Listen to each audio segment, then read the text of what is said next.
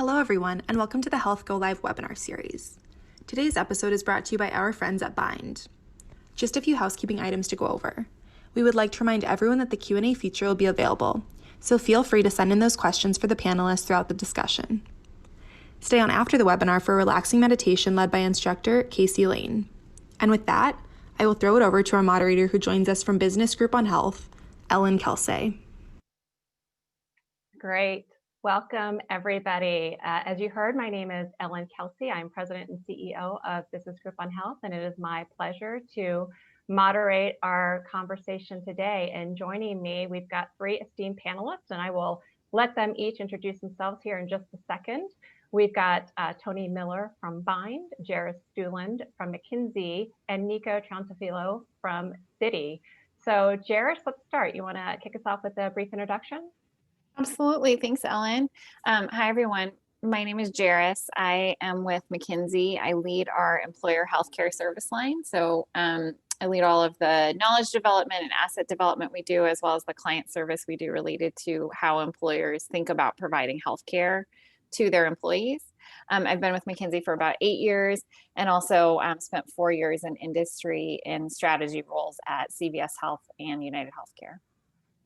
Great. Thanks. Nico. Hi, thanks everyone for joining. It's Nico Trantafilo. I've been with Citi about 17 years in a variety of wellness and total rewards roles. And right now I'm leading and really interested in Citi's digital health partners and solutions. And I also oversee our EAP and work-life solutions. Happy to be here. Excellent. And last but certainly not least, Tony. Hi, Ellen. Thanks. Hi, everybody. I'm Tony Miller. I lead the team here at Bind. Bind is a brand new health insurance company that is changing the design of health insurance to create it more equitable and fair and more affordable for people to navigate the healthcare system. And I look forward to the conversation today. Excellent. You all heard in the intro that we do want to take your Q&A throughout. So just a reminder, throughout the conversation, please feel free to submit Q&A using the chat at the bottom. We will certainly reserve some time at the end of the conversation to make sure that we field as many of your questions as possible. And of course, if we see some that come through during the course of the conversation that seem especially germane and relevant, we might actually incorporate them in the course of the conversation as we go along. But we are really all excited to have this conversation. It's an important topic, and it's really taking a look on consumer expectations, employer expectations, and how can we harness all the power of the change that we've experienced across the course of this industry, certainly in recent months and years, but certainly well before that as well. We've seen a dizzy pace of change in the healthcare field, and we know that there's a lot of opportunity for us all to do better, to rise up and meet those consumer and employee expectations. So we, as a practice session yesterday, there were certainly no shortage of topics we could cover off in this conversation. We called and pulled forth the few that we thought would be most relevant, but of course we're going to be very organic and take questions as they come, and want to make sure that we have a very interactive conversation, certainly as panelists, but again, incorporating your questions throughout as well. And again, just to set the stage, we have seen the healthcare industry has experienced change for decades. Sometimes that change feels as though it moves at a glacial pace, and other times, certainly over the past year, it feels like it moves at a dizzying, electrifying, and sometimes a frenetic pace. But all of that change brings a lot of opportunity. And so we want to make sure that we capitalize and leverage all of that change to really bring forth some good, positive change on behalf of consumers and the individuals that we're all trying our very best to serve day in and day out. So I'm going to start with the first question for our panelists, and it is a little bit of a retrospective of that change that we saw over the course of the past year. It was an unbelievable year on many levels, unprecedented certainly from a pandemic, social justice perspective that really put a spotlight on health equity, and a number of other issues. So let's do a little bit of a retrospective, and we'll start with Jairus. What really stands out to you as some of the more notable moments of change or pivots in strategy that you saw from this past year? Yeah, I think that's a great place to start. I think, if we start sort of big picture, one of the things I certainly hear from employers now is a real focus on health. I think, employers have certainly always cared about health of their employees, but in the past, sort of pre-COVID, pre-opioid crisis, the questions oftentimes we got started around cost and saying, we provide all these benefits to our employees, the cost trend is unsustainable, how do we address that? Today, the questions we get are starting with health. They're starting with saying, how can I just help my employees be healthy in this pandemic, in this opioid crisis, in this mental health crisis that our country is facing? Like, how can I keep them healthy? And if you can help me fund the journey through making cost-effective decisions and making sure that like what we're providing to our employees is really valuable, that's great. But what HR teams and other leaders at employers seem to be thinking most about right now is really, health. And then I think as part of that, they're also thinking about, how do we bring all the different ways we think about health together better? So rather than having like an occupational health team over here and the benefits team over here, and having, maybe sort of a separate mental health app over here, how do we combine all of that organizationally? And how do we communicate to our employees in a way that really, helps them best access what they need in a seamless, easily navigable way? Great. And you've got the perspective of a vantage point of working with a number of employers across an untold number of industries. Nico, you wear the employer hat all day. That's your job. So speaking from somebody who sits at that desk, let's hear your thoughts. Well, luckily, I really agree with Jairus, what she just said, the theme of, focusing on health and a little bit less on the dollars and things like that. At Citi, some of our main pivots included covering telemedicine and telehealth at 100% with no subject to deductible at anything for all of our plans. And that we did that really early in the pandemic, and that's going to go all the way through the end of the first quarter of this year.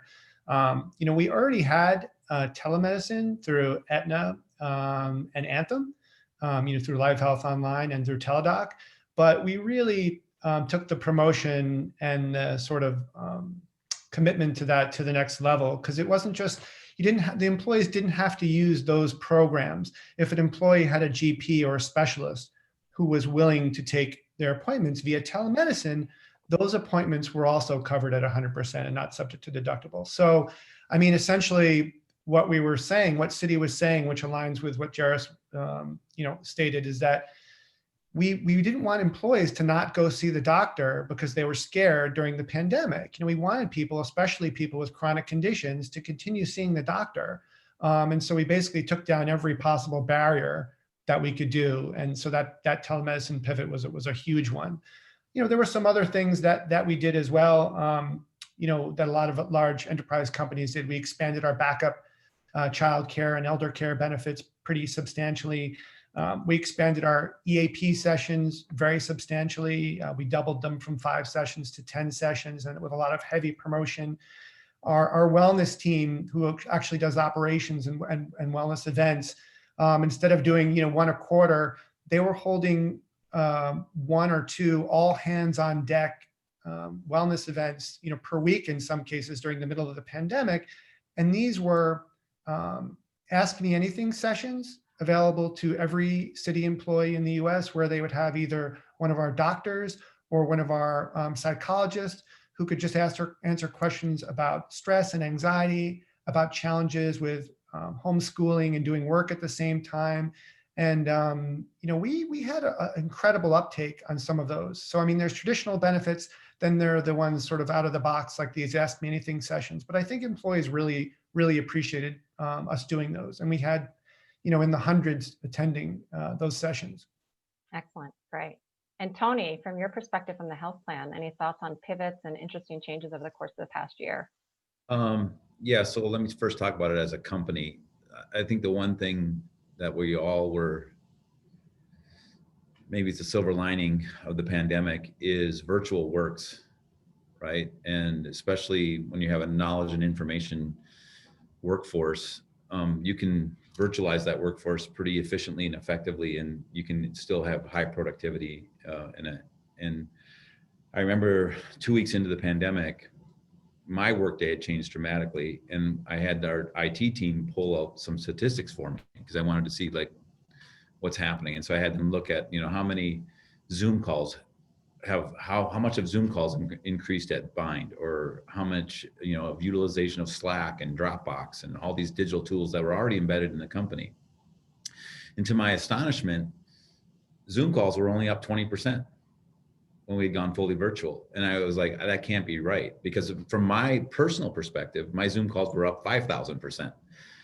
But the reality was we were already a virtualized company. We already had employees in 23 states. And in every conference room that we have in the company, there is a computer screen, and we Zoom into that. And we always had from the beginning. So what was so amazing to watch is how efficiently and effectively corporate America itself actually moved virtual very, very fast. And I think that's going to be a permanent, I mean, we're all dealing with the permanence of that. That's going to be something that's going to become a permanent part of the fabric. I think the second thing the pandemic taught me on the insurance side is design matters. And I think hopefully that people don't lose this concept. When the CARES Act passed, Bind didn't have to do anything to change its health insurance policies. Because when you start with a condition first design, coronavirus is an infectious disease. How should we actuarially cover infectious disease? Well, you'd want to immediately, stop the spread. You'd want quick diagnosis and testing, and you would want any therapy that, could solve that condition as quickly as possible. All of those were already $0 copays for Bind. We didn't need the CARES Act to actually improve the design of Bind's insurance. And I think, especially like this concept of deductible doesn't belong in health insurance. It's an antiquated concept that was stolen from the property and casualty industry and doesn't fit epidemiology and human-centered design very well when you talk about health insurance. So I do think design matters. I think the third thing the pandemic taught us was the power of one. I remember when it first started, I would always ask people, what's the single biggest clinical weapon we have against the virus? And I use that term specifically, clinical, because I wanted them to think about that person in the white coat that we all think is clinical. And people would kind of were like, I don't know, and then eventually you'd say, no, it's social distancing and wearing a mask and practicing good personal hygiene. And the reason I would frame it that way is because I think we've gotten so far away from understanding that we as individuals have the most powerful place to play in health and in care. And if we actually start to orient that, I think we can then take that power of one into the power of community. And I do think the challenge that this country continues to face is this idea of how you take the power of one into the power of community, and how do we all recognize that we have to deal with this together. And then the last thing I would tell you is just the power of discovery. And too often in this country, I think there's this belief that we need to find the best doctors or the best hospitals and just orient care to them. Well, look at the race on the vaccine. And what you really wanted is you wanted to have a wide open set of technologies and pharma concepts competing in that race. And in that race, we've delivered a vaccine at warp speed. No one would have, everyone, all the leading experts said there's no way it's going to happen within the calendar year of 2020. And they did it. And part of it was this race we've built in healthcare, especially in the US. We've fractured care delivery into these 1,000 points of light. And you want them competing with each other to actually continue to innovate treatments and solutions for consumers, especially when into conditions and diseases. So to me, I think there's a lot of really good things to take away from what the silver linings of what the pandemic has done in healthcare and in our corporations. You mentioned a number of really important things there. We're going to pick up on some of those threads later in the conversation for sure, specific to the one on plan design in particular. But I also want to, you each in some part mentioned virtual, digital, telehealth in your remarks. And I'm curious if from your perspective and from a consumer and patient perspective, have we overcorrected or oversaturated and overwhelmed them with the number of solutions that are out there? And are we at a point where perhaps, that was born out of necessity in a pandemic? Everybody was really scrambling to provide access points in a digital modality across a number of different solutions and a number of different disease states. But are we at a point now where we need to think about rationalizing that and streamlining it for a more sustainable go forward environment? So Nico, would love to hear your thoughts on that first. Yeah, I mean, it's a really great question, but I think we're not going to know the answer to that for a little while. But you're right. I mean, just at Citi with our two national carriers, we've got two competing telehealth platforms. I sit in New York City, and the large hospital systems, have their own proprietary telehealth systems. I've used them myself. Many doctors' offices are scrambling during the pandemic and working with third-party providers. So I think this is going to take a while to work itself out. I think even just the messaging, as I mentioned earlier, we already had Teledoc and Live Health Online from Aetna and Anthem, but it even though it was a great message to say, even if your doctor doesn't participate in those programs, but they're doing telehealth visits, we'll still pay it 100%. But it is a bit confusing, to your point. Wait, do I use, an employee maybe who hasn't touched the healthcare system a lot or hasn't touched Citi's options a lot, might say, wait, do I still go through Teledoc? Do I make my doctor go through Teledoc? How's that work? So, I think, part of the urgency that the pandemic just sort of threw this on us, but I do think it's still net positive. I mean, a lot of people, I have two older parents in their late 80s, and they're loving the telemedicine visits. My mother's like, well, can I just do this going forward after the pandemic? And I was like, well, we'll see. So I think there's a lot of possibility, but definitely it's going to confuse access, to your point, Ellen. I think that needs to be worked out. Yeah, I agree with you, Nico. I think on your point that, overall, like more resources, more help, right? Trying to connect to people is good. Yeah, and my mom says the same thing about telehealth, so I totally agree with you there as well. But I think, I do think that it makes the question about how can we best communicate to our employees or to our members, and how can we best, help them, find the easy path to the solution that's best for them. I mean, healthcare was always so confusing, and it's just getting more so.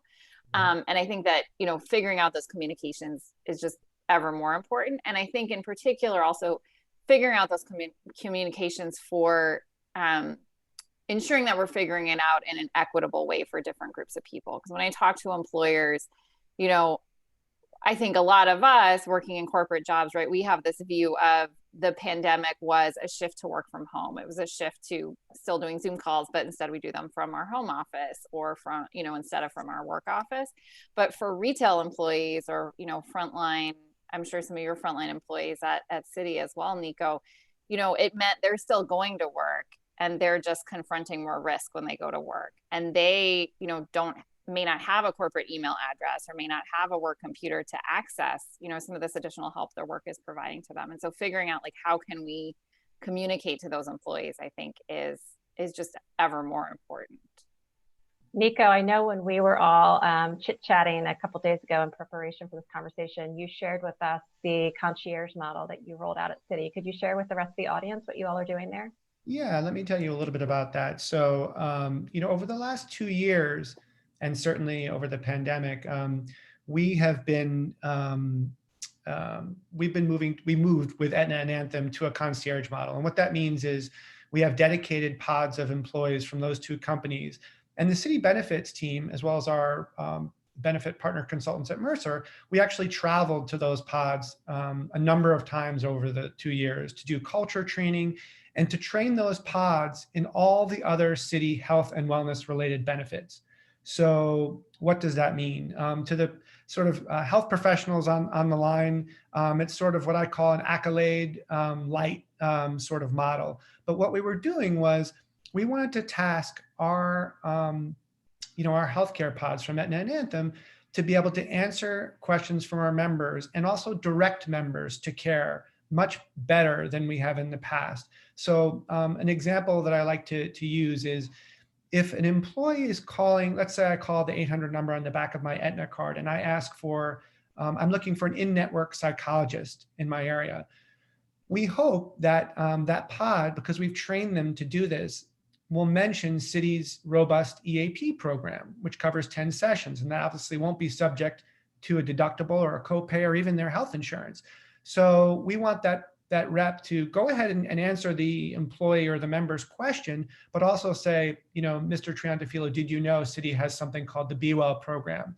And I can give you the number for them, and they can actually set you up with 10 free sessions. And that situation, and again, if you think about this from pretty much anybody, but especially a low paid employee, I mean, that's a flip in possibly $1,000 flip in cost, from whatever the cost of a therapist cost in your city or location to zero. So that's just one example, but we've trained them to be knowledgeable about all of our benefits. So grand rounds, expert second opinion, health advocate, agnostic, claims adjudication, Sleepio, our sleep solution, all of those programs, we've done a ton of training, and we want them to be able to, to direct our employees. And so I think the thing is, we really want it to go beyond just, we want it to be better customer service, but we really want them to direct care. We want, if someone's saying, I need the number for an emergency room, because my back is killing me, we want them to step outside their comfort zone and say, Mr. Triantafilo, I will give you the name of the emergency room, but, that's going to cost you $1,200 for a visit. Can I give you the name of an urgent care clinic? Or how about your in-network physician? Maybe they even have an appointment today. I can stay on the line and work with you on that. So that's, where we're going as far as meeting, employees where they are. That's great. It's terrific, and great to see the collaboration with your partners too across the ecosystem of vendors that you're working with. Tony, from your perspective within the plan, I know you all have a unique approach at Bind related to getting people to the right point of care at the right time and the right treatment path. So your thoughts on that navigation and support function that you all can play as a plan? Yeah, so it's a very important function.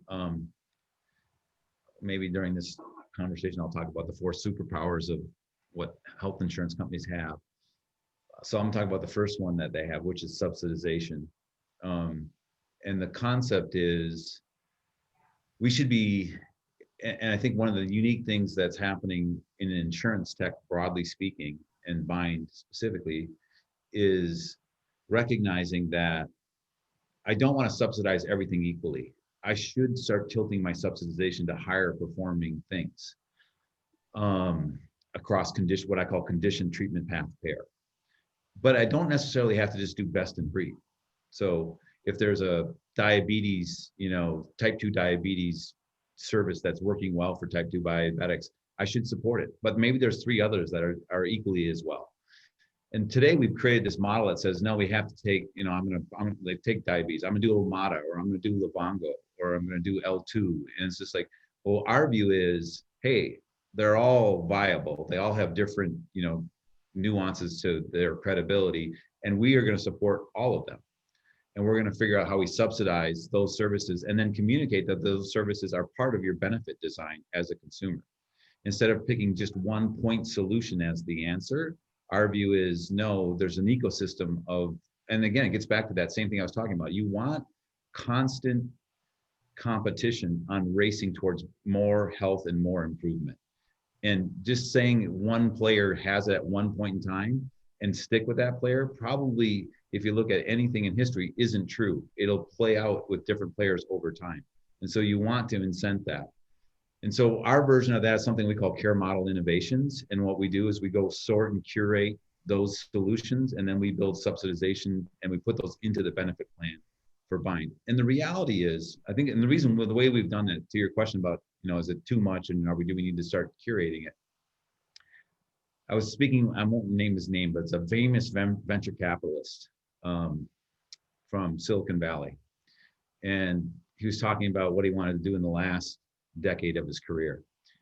And he was referencing, he goes, my entire career has been built on building these tech companies, and all I've ever done is advertising revenue.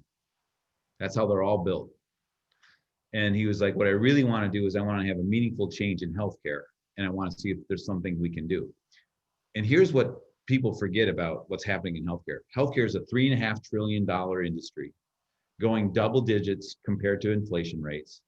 So it's creating billion-dollar industries each year, right? And if you ever watch Shark Tank, These guys are all in like $100 million industries, and they're excited about their new idea. You're creating billion-dollar industry year after year in healthcare. It sends an economic signal to capital markets, more investment, more investment. And eventually what now Silicon Valley's figured out is 185 million Americans get their coverage through employers. So I need to be pushing my wares into employers. I remember talking to some HR leaders, and they're like, "Oh, I'm tired of all these, next shiny bright object company coming at my door." And I'm sorry to tell you, it is not going to end anytime soon. The economic signals are too strong. There is too much opportunity, and you're going to have to figure out, like, how are you going to, instead of picking point solutions, what you really need to do is build a chassis that allows you to alternate those things over time. And that really gets connected back to this idea of condition first insurance design is really what you need to start embedding into your benefit model. Yeah, I think the point that you made on the chassis and really the need to moderate and manage effectively all that you are considering partnering with, because it's not tenable. Employers can't manage it. They don't have the bandwidth to procure, contract, deal with IT integration, let alone communicate all of those to employees. And employees don't know, which end is up and how to engage with which one at any point in time. So yeah, that's well, it doesn't even recognize, like, take a big employer like Citi. It doesn't recognize that in Citi, thinking that, I mean, these are individuals, you got individuals making millions of dollars a year and individuals making, I don't know what the low end is, Nico, but the tellers are making $45,000, $50,000 a year, right? And so you've got this unbelievable range of differences, and to not recognize that difference requires a chassis that is much more flexible, because we all come from a very different reality. I mean, I always am kind of shocked that there's an aha moment about the social determinants of health. Like when we were all taught that as kids, like, yeah, we all come from different places and we all have different environmental consequences, and we should be embedding those differences into design. Yeah. Zip code is more of a determinant than DNA. I've read that stat before. Yep. Well, Ellen, I just wanted to go back to the question you had about should we pull back, and just sort of because I think this is a theme that I know I've spoken to a lot with my colleagues at large companies, and it's a continuation of the concierge concept. And one of the other things it solves for, besides delighting employees and directing them, as we've all three of us, all four of us have mentioned already, all the different digital solutions. When I mentioned cities, just rattling off all the ones we've implemented in the last 2 years: Livongo and Grand Rounds and Sleepio, and Talkspace and all those. And one of the things that is universal among my colleagues, communication professionals at other companies, and my counterparts, is that it's becoming more difficult to make employees aware of these programs. I mean, even getting to, it's a little easier with like a Livongo because you have this really defined population who you can message to. But with all those other programs, and those programs will delight the right person if you get them when they need it. Health Advocate or Grand Rounds can really, really take a lot of anxiety and stress from an employee if they're going through a cancer diagnosis with an expert in subject matter who has no skin in the game. But so how do we get those in front of employees? And we can't just send an email anymore every time. We can't send an email 4 times a year for Grand Rounds, dedicated to Grand Rounds. Every part of Citi is communicating to the employees at the same time. The 401k plan, diversity, the businesses are sending the Citi products. And so one of the things that concierge model solves really, really well, and I'm sure Accolade and those companies do it perhaps even better, is that you're training these people to sort of catch the employee right when they're in that time of need, when they are paying attention. The employee has reached out to the 800 number, not the other way around. You're not trying to send an email in front of a busy employee or trying to call them for health promotion, which doesn't work. So when you get them at that point, that's really one of the best opportunities to tell them about, did you know that, if you're looking for surgeons, if you think you're going to consider this surgery, you should really call Grand Rounds, and here's what they do. If you're having anxiety problems and you mentioned not being able to sleep, I'm going to give you the contact information for Sleepio.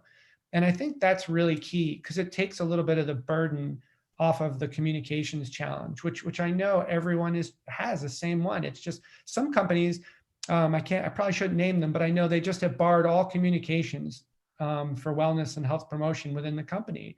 And I don't know how they communicate those programs, but you can't send an email about X just because the employees complain too much about emails. But I think that's another thing that we're going to have to contend with as we have all these great solutions. How do you make sure, all 60,000 employees, all 70,000 employees know about them? Yeah, absolutely. I think the communication is a huge issue, and I'll circle back in a minute to something, Jarish, you said about the array of different employees that might be in a workforce, and a one-size-fits-all approach to communication is probably not effective. But I also, Jarish, wanted to ask your thoughts on, it's not just communicating all these great solutions to employees and navigating them to them at the right point in time, but it's also ensuring that those solutions are truly high quality and are delivering better overall outcomes and improving health. So how do you think about that from your vantage point, and how are you working with your employers to really try and get your arms around that? I think it's a great question, and I think to step back even further, one of the things we do with employers also is just help them understand, what are you really trying to solve for with each solution, right? Because there are some solutions that, they may help employees feel healthier. They may help them feel more engaged and make it feel like a healthy workplace. And that's okay. Like, maybe the general wellness solutions don't actually, in a demonstrable way significantly, change the cost or change the health outcomes for the population. But if you're using that solution to help your employees, feel a certain way to drive employee engagement, like, then be clear that that's what you're trying to do with that solution, and you measure that solution in a different way than you measure, the solution that is really trying to, improve outcomes for your employees with diabetes. I do think on that point, measurement is very important. We just fielded a survey of employers on behavioral health specifically, and one of the things that, we're seeing in the data is, nearly every employer says, yes, behavioral health and mental health for employees is important to us, of course. But when you look at how many actually appoint a leader, that's a smaller percentage. And then how many are actually measuring, any outcomes for the behavioral health solutions that are being implemented, it's a much smaller number. So, actually measuring results of your understanding what you want to drive with each program, and then measuring the results, I think, is really important. And then I think the other thing related to this, to the point Tony was making earlier, is, not every solution is going to work for every employee. So let's get more comfortable with the idea, I think, that, we may have to have a different package and a different look and feel of solutions for the employees who have type 2 diabetes, or for the employees that, live in a rural area versus in an urban area. And, getting more comfortable with the fact that let's find, the best solution, or the best, range of solutions, to Tony's point, for each of those employee groups, instead of feeling like, well, we have to have a one size fits all across our entire employee population. Yeah, I'm curious, any good examples of that, more of a curated plan design, so to speak? Maybe Tony, let's start with you. You all have, I know, a very profound perspective on that. Yeah, so we definitely believe curated is the future. And we also think it's personalized. So, and I think what you have to start recognizing, so we've been talking about concierge services and everything else. And if you think about your everyday life outside of healthcare for just a minute, what you see is the power of what a modern tech stack does. And it affects all you have to do is pick up your smartphone, and there's services on your smartphone that understand you in a way that they are giving you information ahead of when you were even searching for it or actively looking for it. That contextualization needs to arrive into the health benefits. And if you, in that contextualization really isn't, and there's a paradigm that is in this country that I personally want to change, which is, we think that it's doctors first. It shouldn't be doctors first. It's condition first. What's the problem I have? And then what are the services and treatment paths I could potentially go on to actually take care of this issue? And how do they vary and different in terms of what is being offered? And then contextually, as I'm on my journey, Tell me what the next steps and next options are. And that to me is the second power of what's inside of health benefit plans. It's the arrival of that benefit information, that use of the actual system, the understanding of where that consumer is in a way that says, I want to build a contextually flexible benefit plan on every care journey you're on. And when you start building that, you're going to recognize that there is no one size fits all. It is going to be a very, very different set of journeys for different people inside the same company, even in the same neighborhood. They're going to choose different things. And that richness is actually something that should be embraced, not treat that as variation. And I think the biggest innovation that Bind figured out is this idea of how do you flex subsidization and coverage as journeys are occurring, not when they're at open enrollment. Open enrollment is an antiquated concept. You're turning people into three things. Be an actuary, pick the best plan for you, right? They don't like doing math to begin with. Second, be a clinician, because that plan requires you to consume services that you have to have clinically. So, what do you need? And then third, be a fortune teller. Do it in the future. Well, there's a reason there's high anxiety and people don't switch benefit plans. Those three jobs no one can do those three jobs. And so the only thing you have to do is you have to modernize benefits to be contextualized and personalized across care journeys as they're occurring. And that's really the innovation that has to arrive in health benefits. And the exciting thing is you get to hack a really old algorithm to do it. And the old algorithm is claims beget claims. We have overfunded the waste and fraud and mistreatment of consumers into the benefit funding. And if you give it back to consumers in a contextualized way, we know, because the data is coming back in Bind, they will do the right thing. But do it while they're on their journeys, not in October. Tony, you've got my attention. If you can get rid of annual enrollment and not make our employees actuaries, I want to hear more about this after the call. Great. Nico, I was actually going to say, how does all that sound to you? Is that easier said than done, or are you starting to curate within Citi's plans?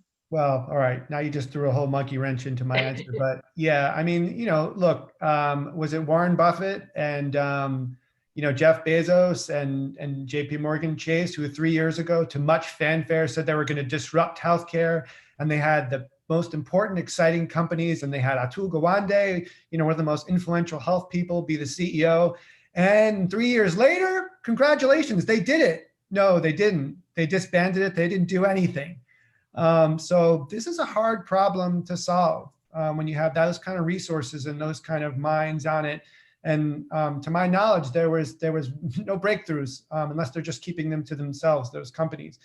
But I would love to. I was half joking, Tony, when I said I wanted to learn more. But no, I agree 100% with what Tony said.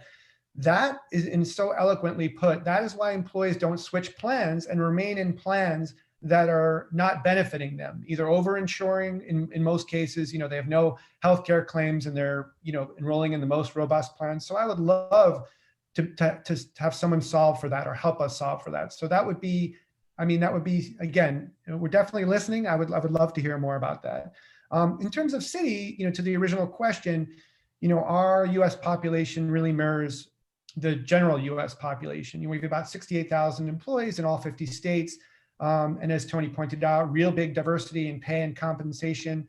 Citi has 9 salary bands where all those 9 salary bands pay different amounts for their healthcare plans. So the lower paid employees get a much greater subsidy. Those plans are much less expensive for our low paid employees. And that's by design, by philosophy. I'm always amazed that outside of financial services, other companies, like some of those ones I just mentioned, don't do that. Like in tech, where they have so much cash flow, it's just a cultural industry thing. But it amazes me that more companies don't do that when they say the healthcare is really, really important. But that's one of the ways that Citi, tries to, all of our plans are the same for all employees. Any employee can choose the same plan. We don't have a plan for executives or executive health or any of that kind of stuff. But we do subsidize the plans for low paid employees a lot more to try and make it, to try and have them have a fighting chance to make those decisions about their health plans. And I know that we were all, again, during our prep call chatting, that there can be some unintended consequences of a one-size-fits-all approach, and that it could actually harm or create, bigger gaps in terms of equity to services, or, even access to information related to services. So maybe, Jairus, your thoughts on that one-size-fits-all approach and perhaps some of the unintended consequences of that. Yeah, absolutely. I mean, I think, traditionally a lot of benefits folks at employers, might start from the mindset of, well, I don't necessarily want to offer a narrow network in this market, because is it fair if I can offer that narrow network in California, but not in Oregon or Washington? I want to be fair to all of my employees, and that means I want to offer, be able to offer the same thing to all of them. And I think what we're seeing now is, the infrastructure, even in different places in the country, isn't the same, right? So if you have employees in rural areas, they might have a much greater need for telehealth than employees in urban areas, in particular, telemental health potentially. Or if you have employees who have specific needs, right? Like, pregnant and breastfeeding moms may just have different needs than other employees for the time that they're, experiencing that. And so, thinking, sort of shifting the mindset from what's equal for all of my employees to what's equitable. How can we, help them each best meet their needs, best get the healthcare and the other supports that they need. I think that mind shift is taking place. I think as we're having these conversations with employers that kind of start with health, they're thinking, I think, much more about how can we creatively and in different ways, meet the needs of the different members of my population so that they can all have, their best health. Great, thanks. Got a couple more questions before we move to Q&A, and I have seen a few come in through the chat, which is great. But just a reminder to our audience, if you do have any questions, please go ahead and submit them now for the Q&A, and we'll get to them in just a few minutes. Wanted to maybe shift gears a little bit to our panelists. We have certainly seen that the workforce has evolved, and the workplace, and what we call the workplace, has evolved, as we're all calling in from very different places today than we might have a year or so ago. Curious as to your thoughts on what that then means in terms of benefit design, program offerings, or even what employees are now looking for in terms of benefits, or what they're valuing perhaps in a different way, and valuing more so today than they used to in years past related to the programs that are offered to them. I'll let anybody kick that off, anybody who's got thoughts on that. So I'll start. And it pings off something Jairus had said about this concept of curated networks. It's a great concept, but in reality, it takes the form of what I call legal construction of delivery systems. So people say, I built a curated network. Well, it's really just, I use Montefiore versus I use somebody else. And then I'm really, however they designed their system is really what I'm getting. And so these narrow network concepts, and the trade generally on the narrow network concept is I get better rates, I get more purchasing power, there'll be less leakage, I promise less. I mean, can you imagine calling consumers leakage? I mean, that's just a terrible term. And that used to work when geography mattered, right? And in healthcare, what the reality is, geography does matter in healthcare. But now I look at what's happened to our company, and we're less than 500 people in our company. And we now have people who said, hey, I'm going to move to Palm Springs. I spent the summer in Idaho, and I've zoomed in from Idaho. And the reality is that is the future of corporate America. Like, it's going to look like that.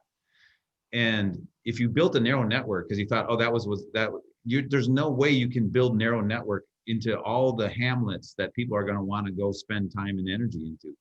So, and the idea has to be that curation occurs, again, as care journeys are occurring. And you present with data, these are the providers in your current geography that you happen to be in that actually perform that condition treatment path care best. And I've subsidized it in a way that makes sure it is affordable to you.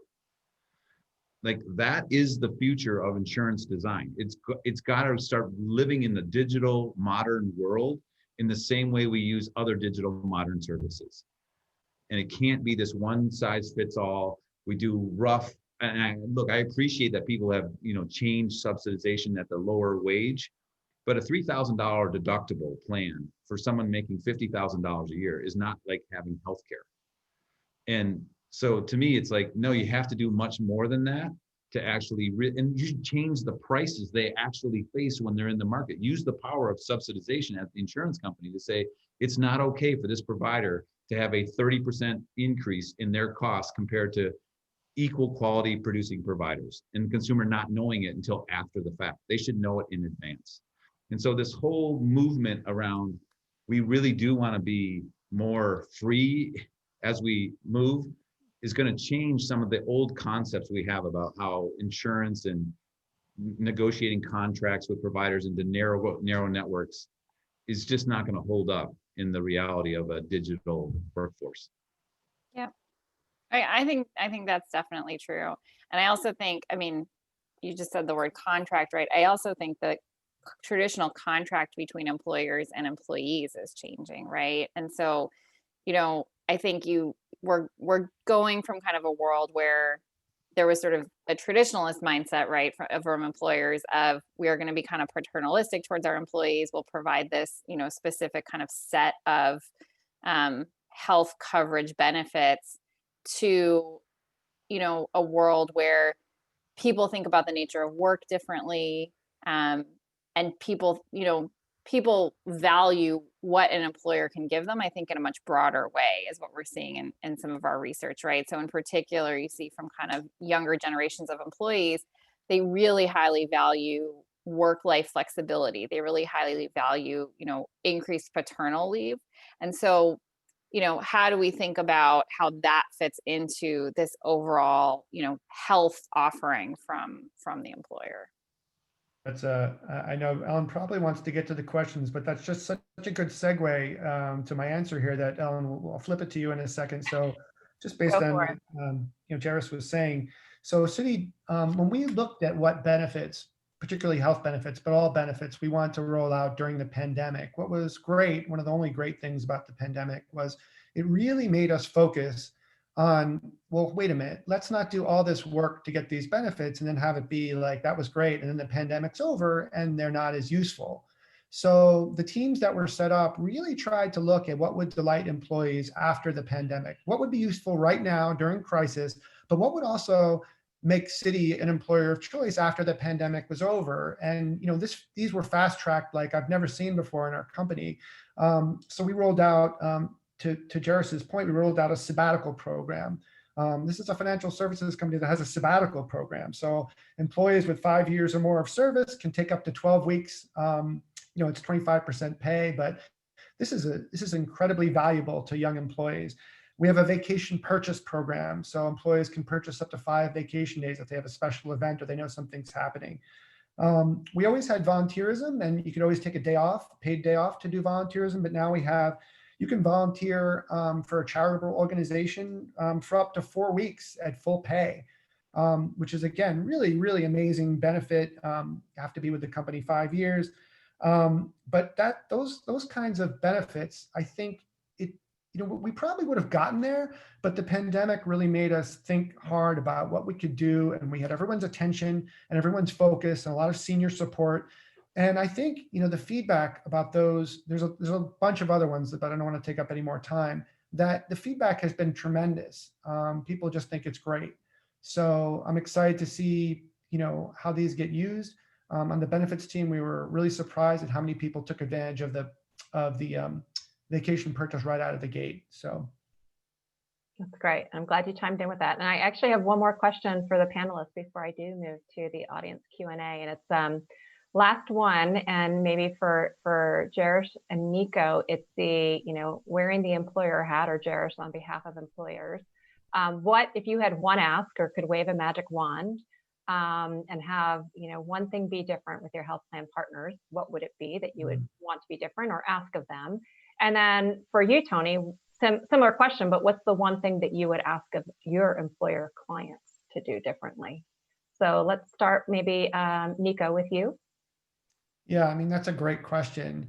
I think, if you're talking specifically about our healthcare partners, especially in light of some of the things Tony has been bringing up, barring, a tectonic shift in how things are done, in terms of what we realistically would want from them, like say this year or next year, is just to have them, and again, keeping in mind this concierge model that I mentioned, but just to have them step out of their comfort zone and not just do normal, customer service and try and, be responsive to employees, but really, really step out of their comfort zone, tell employees what they don't know. And you hear what the employee is asking for. I'm not going to be on the phone when the employee calls to talk about finding a back surgeon or saying they have back pain and they want to go to the emergency room.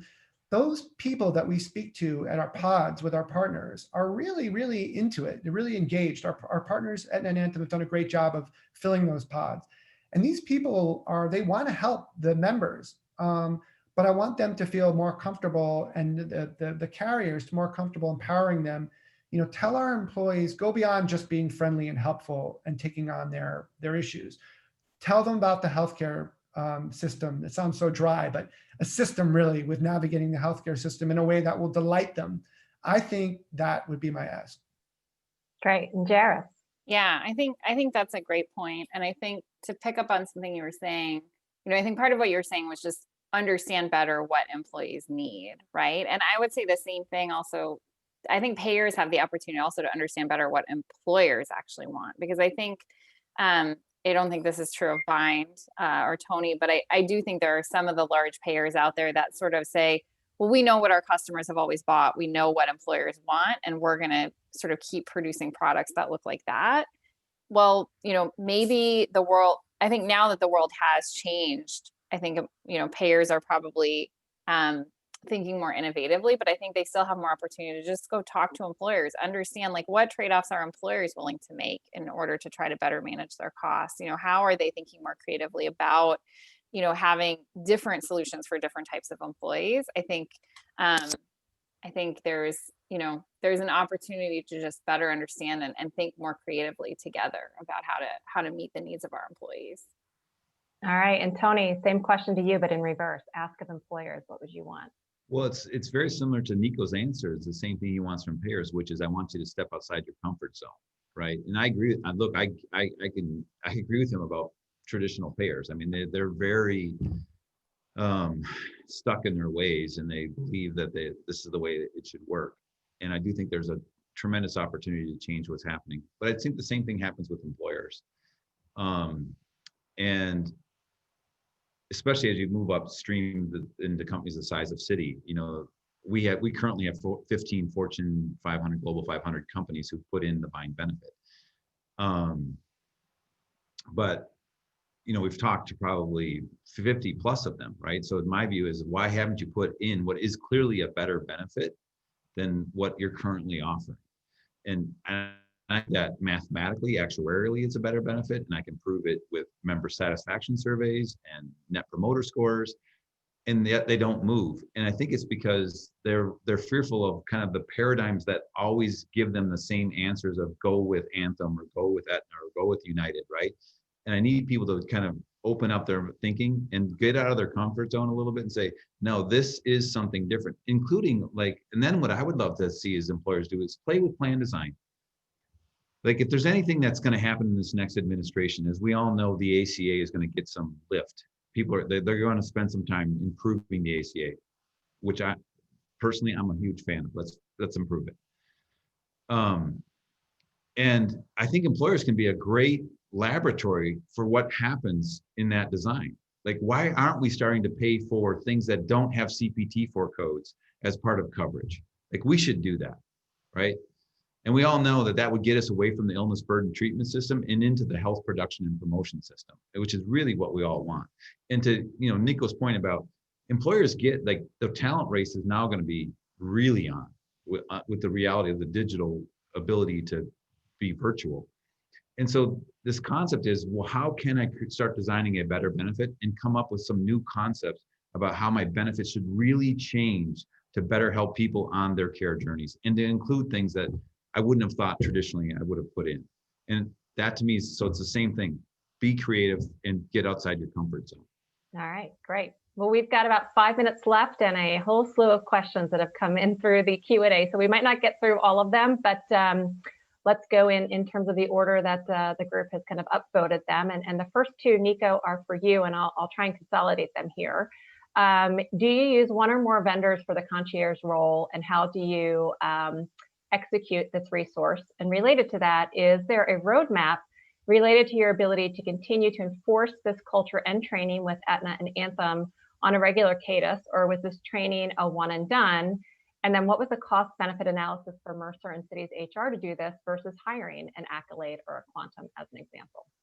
Yeah, there's a lot there. I did see the questions. So the first part of the question is, we didn't work with a third party aside from our health and welfare consultants at Mercer who helped us do it, but we worked directly with Aetna and Anthem to build these pods. Both of those plans are available across the country, and our plan, they compete against each other by design. So we wanted them to mirror one another, but we set them up with the health plans input and sort of came to those pods together, agreeing upon the makeup of the pods in terms of, nurses, reps, mental health professionals, that kind of thing. So the answer was we didn't work with anyone except for Mercer, who did help us a lot with that. But it was pretty new at the time. There wasn't a lot of, there weren't a lot of companies, competitors that we could call and say, how are you doing this? In terms of the second question, the cadence of the culture training. So that's ongoing. The first 2 years, I want to say we made at least 4 trips. Different members of the team before the pandemic. This is obviously 2 years ago and last year. We made 4 trips over the course of the year to the pods run by these companies and the same people. They're heads of training. It was very structured. We had a very strict agenda, and then there was a lot of really, we sat around a large table and we did 3 or 4 culture trainings so that all their reps could participate, even if, so they could keep the calls going, but also participate. In terms of the cost analysis, we never did a straight cost analysis of our model that we have right now compared to a Quantum or an Accolade. And just to caveat this with a huge grain of salt is that the last time we really took a deep look at Quantum and Accolade was a couple of years ago, and I'm sure they've changed their pricing since then. So I don't want to, I don't think anything I would say would be too relevant. But the concierge model that we did with Aetna and Anthem was new, and it's still evolving. But we evaluate that quite frequently with Mercer, to see, how good a job we're doing, and we keep one more thing about that I just remembered, that we really like to see the referrals that they're making to our other vendors. So one of the easiest ways we can see whether it's working or not is how many referrals are they making to Grand Rounds, to our EAP, to Sleepio, to Health Advocate. It's just an easy way to see if they're, engaging with our members. So I think that's all 3. All right, thanks. I know I threw a lot at you on that one. Okay, next one, Tony, is for you. And the question is, Bind unique with the chassis concept in the insurance space, and how far are you with the implementation of this concept? So as I mentioned, we have almost 50 customers up and running today, 15 of which are in the Fortune 500, Global 500. And we have customers that are now into their 4th year with us in 2021. So we're pretty far along in not only introducing the concept into the market, but actually having long-tailed customers. And one of those customers started with us as a choice environment. And each year we would get more and more employees buying it, and they eventually just carrier replaced the entire thing to Bind, which to me is the right answer, because what Bind does, instead of thinking about, I've got a PPO model or an HMO model or a CDHP, it's like, here is a benefit model. You, the consumer, construct it into the form you want. And you get to do that again as you're doing your care journey. So we know the concept works really, really well. Consumers understand, we call it this flexing of coverage we do across 45 different things today. We plan on doing, hundreds of things in the future. Consumers understand it really easily and actually appreciate the fact that there's information that is given to them at the point of their need, not the point of their enrollment. And that contextualization actually meets, again, their modern everyday life. So we're pretty far along in the implementation and the discovery and the proof of this new personalized health plan approach.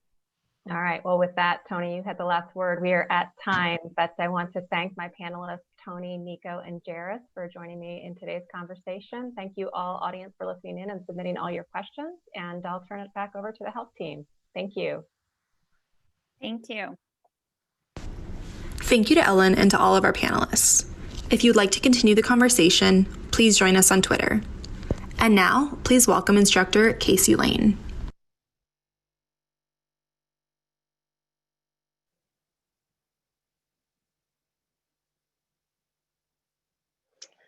Hi, everyone.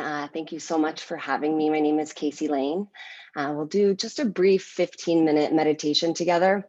But before we get started, I want to preface with, I think, a really big misconception about meditation, which is this idea that either one, we have to be completely still the entire time, or two, that the goal is to stop thinking, right? In reality, our mind is designed to think, which is very good for us. But the goal really is to almost become the observer of our thoughts. So I just ask you to practice a sense of ease and patience with yourself if you notice your mind is wandering, especially after such what seems like a very active and informative meeting. And if you want to lie down, I don't know where you are right now, but if you want to lie down, sit down, lean against a wall, give yourself a position where you feel like you can set into your space for the next couple of moments. So take your time, and you might close your eyes, almost as if, like a curtain, your eyelids are kind of closing all of the external stimulation that you have been taking in. Or if closing your eyes isn't feeling like the right choice for you, you might gently take your gaze at the tip of your nose or on a spot, maybe just out in front of you. You can place your hands face down on your thighs if you'd like to feel a sensation of grounding. Or if you'd rather, you can turn your palms face up as kind of a signal that you'd like to receive energy. Usually when we close our eyes and begin to bring stillness to our body, that's when our mind chatter, our monkey mind, as it's often referred to, starts to get really active. So for a moment, I want to give you, and I want you to give yourself, complete permission to just let your mind be exactly where it is. Kind of notice what you're thinking about without labeling it or judging it. And then take a big, almost dramatic, audible, open mouth exhale. Inhale, feel your belly and chest rise and expand. Big sigh out. One more just like that. Long, expansive breath in. And sigh out your mouth. And now allow your breath to simply move in and out of your body in whatever way feels the most natural. Noticing and observing how each exhale might soften your shoulders a bit away from your ears. And in your mind's eye, visualize yourself standing on a sidewalk. As you imagine yourself standing on this sidewalk, visualize cars moving in each direction. As you watch the cars go by, you might notice that some of the cars are very fast. Others are slow. Maybe there are moments where there aren't any cars at all, and there's a moment of stillness. Some of the cars might honk, some of the cars might catch your attention more than others. And recognizing that our thoughts are like these cars, driving by, some thoughts more urgent, louder, some that we barely notice at all. But rather than feeling angry that the cars or the thoughts are present or trying to get rid of them, we become the observer. So as you stand on your metaphorical sidewalk, you notice any thoughts that might pass by about something that happened earlier, something that might happen later. But instead of jumping in the passenger seat and driving off into a direction of a million other thoughts, you just notice. And you might think to yourself as you inhale, I am. As you exhale, right here. And bring yourself right back to the sensation of your breath. I am right here. I am right here.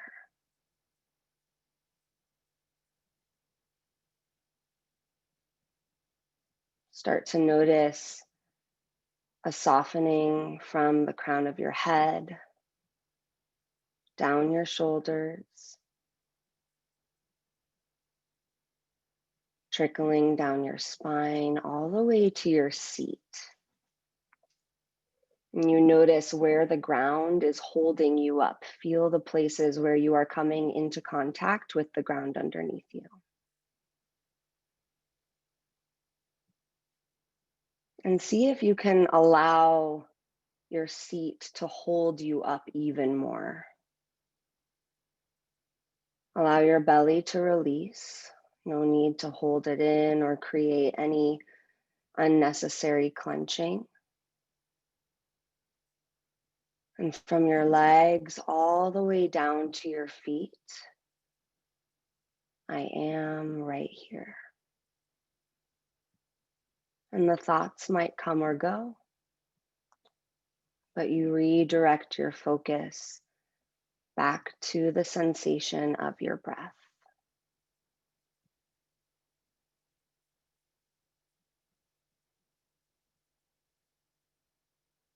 See if you can soften the space between your upper and lower teeth.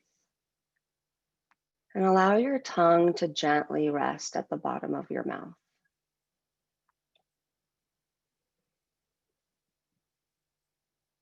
And trusting what your first instinctual thought is, if you could cultivate a certain energy, if there is something that you are craving right now in this moment, that could be trust, joy, ease, concentration, whatever it is that you are seeking in this moment. Allow that word, that energetic quality to be at the forefront of your mind.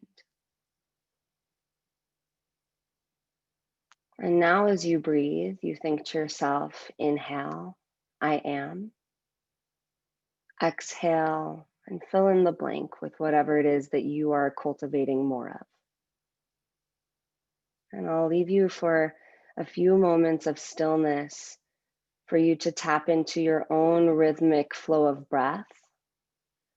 And within your rhythmic flow of breath, repeating, if it resonates with you, that mantra that you have created, I am, and fill in the blank.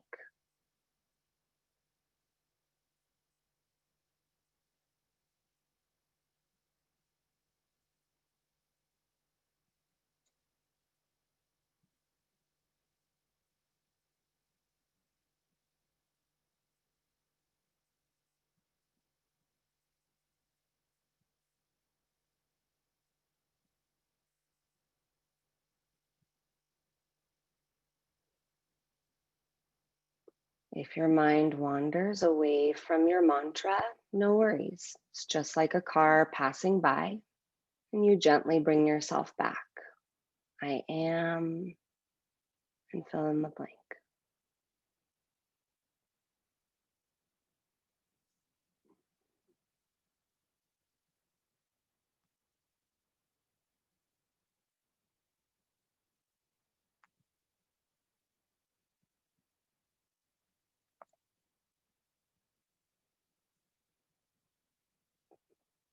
If the energetic quality that you are cultivating more of, your mantra, your intention, if it could be represented by a color, what color might that be?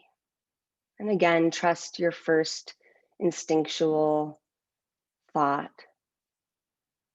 Is it bright and vibrant? Is it a softer color? But imagining that this intention, this energy that you are seeking is now infused into this color. And as you visualize yourself, whether you are seated or lying down in this meditation, imagine what you look like here. And start to visualize that color gently filling up your toes and wrapping around your feet. So as you walk through the rest of your day, it's almost as if you're placing footprints of that energy into the ground. Imagine and observe that color moving up your legs, all the way toward your kneecaps. That vibrant light energy filling up your thighs, moving toward your hips. Filling up your belly and your low back, moving up your spine, and then shining especially bright right at your heart space.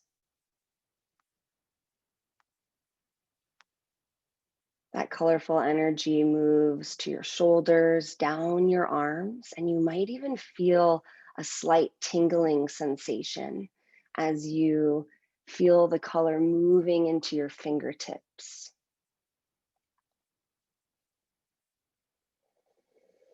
All the way back up toward your neck, and that vibrant color, light energy of your intention circling through your lips, affecting the way that you speak about yourself and others, now filled with that energetic quality. All the way toward your eyes, maybe changing the lens through which you are seeing the outside world, filled with your unique intention.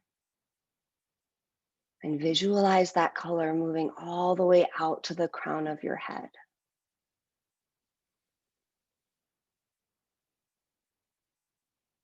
And with that beaming, colorful light energy pulsating throughout your body and around your body, you once again observe your breath. And you might think to yourself, inhale, I am. Exhale right here. Inhale, I am. Exhale right here. Recognizing that whatever you are energetically seeking to cultivate more of is actually already alive and vibrant and present within you.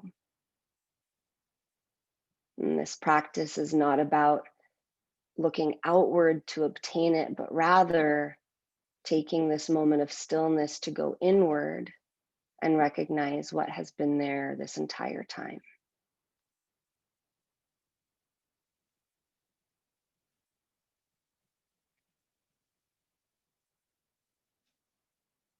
If it resonates, you might gently place your palms on your heart and take a few moments to really genuinely thank yourself for setting aside the time to explore going inward and physically stilling our physical bodies. It might seem like a simple thing, but it is not necessarily always easy. So real appreciation for yourself for showing up and for taking the time to really check in with yourself.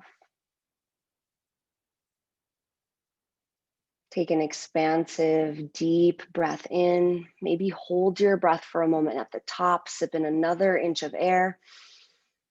Open mouth, exhale. Really taking your time. Maybe wiggle fingertips, maybe rock your head a little side to side. No rush at all, but as soon as you feel ready, you can start to open your eyes or draw your gaze, maybe around the room, taking in the different colors, just noticing what's around you. And thank you so much for joining me. Again, my name is Casey Lane. I really appreciate you staying on, and I hope you all have a beautiful rest of your day. Thank you, Casey, and thanks everyone for joining us today. Have a great rest of your week.